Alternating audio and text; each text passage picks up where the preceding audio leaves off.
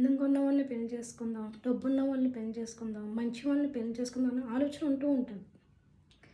కానీ దేవుడు ముందే భార్యాభర్తల బంధాన్ని, భార్యాభర్తల యొక్క ఎక్కడైతే ఉందో ఆ భార్యని జతకూర్చి ఉంచేస్తారు.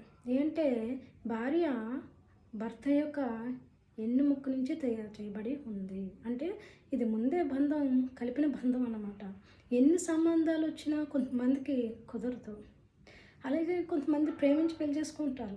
ఆ జత కూడా కలయకపోవడం వల్ల, కుదరకపోవడం వల్ల వాళ్ళకి ఎన్నో సమస్యలు వస్తుంటాయి, గొడవలు వస్తూ ఉంటాయి.